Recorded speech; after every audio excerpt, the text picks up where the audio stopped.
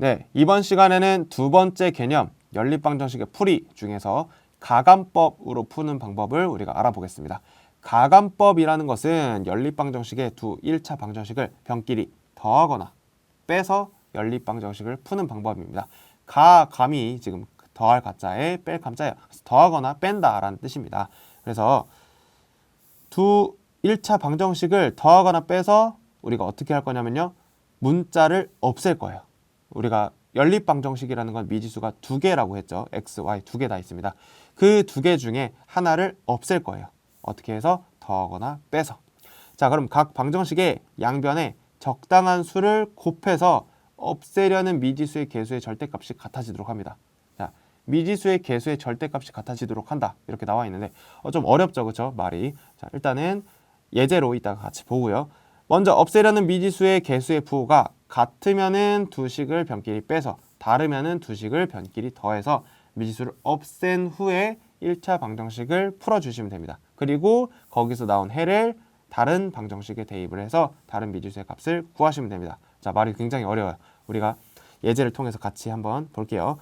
먼저 첫 번째 순서가 뭐였죠? 양변에 적당한 수를 곱해라. 양변에 적당한 수를 곱해서 어떻게 해라? 미지수의 개수의 절대값이 같아지도록 해라. 어때요? 2x-y는 3이고요. 3x 플러스 2y는 8입니다. 얘네 둘이 어떻게 되라? 미지수의 개수의 절대값이 같아지도록 만드셔야 됩니다. 자, 위의 식에다가 어떻게 해요? 곱하기 2를 해주시면은 마이너스 y가 마이너스 2y가 되고 얘는 2y가 이미 있기 때문에 둘의 절대값이 같아지게 됩니다. 그렇죠? 그래서 위에 기억식에다가 어떻게 해라? 곱하기 2를 하겠다. 그럼 어떻게 돼요? 4x-2y는 6이다. 이렇게 되겠죠. 그렇죠? 자, 어때요? 두 식의 y의 개수의 절대값이 어떻게 됐죠? 같아지도록 만들었습니다. 됐죠? 첫 번째 순서 끝났어요. 두 번째 순서 없애려는 미지수의 개수의 부호가 같은지 다른지 체크. 자, 두 개수의 부호가 어떻죠? 지금 다른 상황이에요. 그렇죠? 다르면 어떻게 해라? 두 식을 변끼리 더해라. 자, 이걸 왜 더하죠?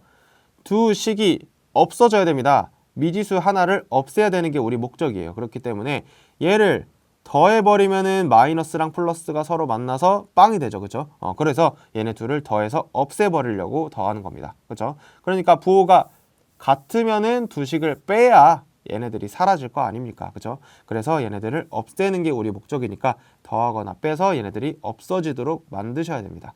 만약에 내가 더하거나 뺐는데도 얘네들이 안 사라진다. 어떤 문자 하나가 안 사라진다 라고 하면은 잘못 곱하신 거예요. 처음에. 그래서 그걸 곱하기를 좀 잘 하셔야 됩니다. 여기서 우리가 x를 안 없애는 이유는 얘네들이 같아지려면 어때요? 둘의 최소 공배수인 6이 돼야 됩니다. 그래서 위의 식에는 3배를 해줘야 되고 아래 식에는 2배를 해주셔야 돼요. 그래서 두 식 다 조작을 거쳐야 되기 때문에 훨씬 더 풀이 과정이 길어지겠죠. 그러니까 위의 식에다 2배만 하는 게 훨씬 더 쉬우니까 그래서 위의 식에 2배를 한 거예요. 이해 가셨죠? 자, 그래서 곱하기 1을 했고 두 식의 부호가 다르기 때문에 둘이 어땠죠? 더했습니다. 그럼 둘이 더해볼게요. 얘네들이 어때야 돼요? 마이너스 2y랑 플러스 2y가 서로 사라지고요. 4x랑 3x를 직접 더해 주시면 됩니다. 더해서 7x 됐고요. 6이랑 8 더해서 14까지 됐습니다. 자, 어때요? 문자가 하나만 남았습니다. 1차 방정식이죠. 이제 풀어주시면 됩니다. 양변을 7로 나눠주시면은 x는 2라는 결과를 얻을 수 있겠네요. 자, 어때요? 연립방정식의 해 중에서 x값을 구했어요. 자, 이거를 어떻게 해라? 둘 중에 아무 식에나 대입을 하셔도 괜찮습니다. 어차피 둘 다 만족을 시켜야 되는 해기 때문에 위의 식에다 대입해도 만족을 해야 되고 아래 식에다 대입을 해도 만족을 해야 됩니다. 그렇기 때문에 얘를 위나 아래의 편한 식에다가 대입을 해주시면 되겠습니다. 둘 중에 조금 더 숫자가 간편해 보이는 게 위의 식이기 때문에 저는 위의 식에다가 대입을 해볼게요. 그래서 x는 2를 여기 x에다가 직접 대입을 하시면 되겠습니다. 그래서 2를 대입을 하셨더니 어떻게 됐죠? 2 곱하기 2 마이너스 y는 3이다 까지 나왔습니다. 그렇죠? 자, 그럼 어떻게 됐죠? 4 마이너스 y는 3이다 가 나왔고요.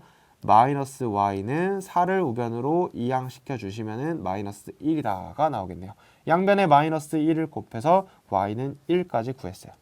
이해되시죠? 그래서 우리가 이제 어떻게 해요? x는 2랑 y는 1 두 가지 미지수에 대한 해를 구했습니다. 그래서 연립방정식의 해는 x는 2, y는 1이다. 마찬가지로 순서상으로 2,1이다. 이렇게 표현을 하셔도 되겠습니다. 이해되셨죠?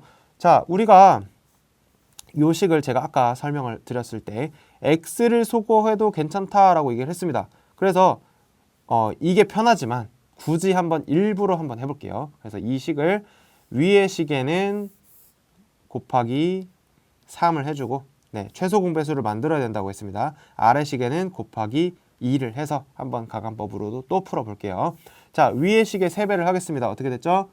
6x-3y는 9다. 이렇게 나왔고요.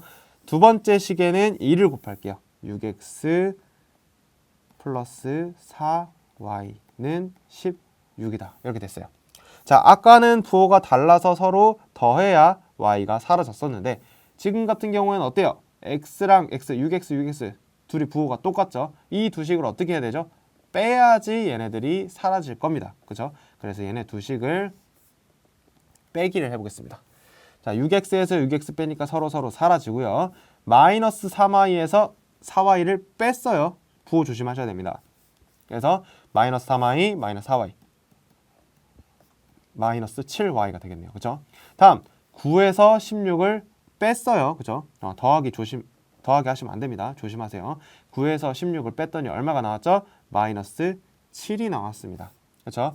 양변을 마이너스 7로 나눠줬더니 어떻게 됐죠? 삭쓱 사라지고 y는 1이라는 결과가 나왔습니다. 자, 이 y는 1을 대입하실 때도 이렇게 우리가 곱한 식에다가 대입을 하면은 어때요? 물론 그래도 괜찮은데 식이 조금 더 복잡해지죠. 그죠? 왜? 숫자가 커졌어요. 우리가 3배하고 2배하고 숫자가 좀 더 커졌습니다. 그러니까 웬만하면 대입을 하실 때 곱한 식 말고 원래 주어진 식 있죠. 여기다가 대입을 하시는 게 훨씬 더 편하실 거예요. 그래서 y는 1을 마찬가지로 위의 식에다가 대입을 해보겠습니다. 그러면은 2x는 그대로 있고요. y에 1 집어넣기 때문에 마이너스 1은 3이다. 이렇게 되겠네요. 그죠? 따라서 2x는 마이너스 1 이항시켜서 4다. 즉 x는 얼마다? 2다. 됐죠? 그래서 우리가 결과적으로 얻은 게 x는 2랑 y는 1. 이 두 가지 x와 y 값을 우리가 찾았습니다. 어때요? 아까 y를 소거해서 얻은 해와 정확하게 똑같죠. 그렇죠? 그래서 어떤 문자를 소거해도 상관이 없다. 대신 조금 더 편한 방법을 위해서 이렇게 2개의 식을 조작하는 것보다 1개의 식을 조작하는 게 더 쉬우니까 그래서 이렇게 쉬운 식을 좀 찾아서 계산을 해주셨으면 좋겠습니다. 자, 어쩔 수 없으면은 이렇게 하셔야 됩니다. 됐죠? 그래서 이번 시간에는 연립방정식의 풀이 중에서 가감법 두 식을 더하거나 빼서 연립방 한 문자를 소거해서 푸는 방법 이렇게 해서 우리가 정리를 해봤습니다.